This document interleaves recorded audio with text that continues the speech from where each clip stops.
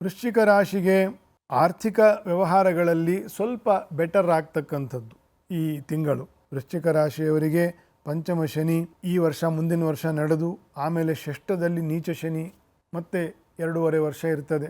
ಸುಮಾರು ಇನ್ನೂ 4.5 ವರ್ಷಗಳು ಶನಿಯ ಬಾಧೆ ಇದ್ದೇ ಇರ್ತದೆ. ಮುಗಿಯೋಂಗೇ ಇಲ್ಲ ವೃಶ್ಚಿಕ ರಾಶಿಯವರಿಗೆ ಶನಿ ದೋಷ ಬಹಳ ಕಷ್ಟ ಇದೆ. ಶನಿಯ ವಿಷಯದಲ್ಲಿ ಮಾತ್ರ ಕರ್ಮಾಧಿಪತಿಯು ಶನಿ ಆದ್ದರಿಂದ ನಾವು ಅದರ ಬಗ್ಗೆ ಹೇಳಲೇಬೇಕಾಗತ್ತೆ. ಅನಾವಶ್ಯಕವಾಗಿ ನಾನು ಇಲ್ಲದ ದೋಷಗಳನ್ನೆಲ್ಲ ಹೇಳಿ ಏನೇನೋ ಜನರ ತಲೆಗೆ ತುಂಬುವ ವ್ಯಕ್ತಿ ಅಲ್ಲ. ಜನತೆ ಗೊತ್ತಿದೆ ಹೇಗೆ ಅಂತ.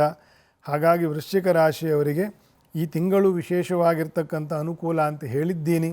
ಶನಿಯ ವಿಷಯವು ದೋಷಕರವಾಗಿರ್ತಕ್ಕಂಥದ್ದು. ಕುಜನ ಅನುಕೂಲ ಇದೆ. ಅದರ ಪ್ರಕಾರ ಸ್ವಲ್ಪ ಏಳಿಗೆ ಆಗ್ತದೆ.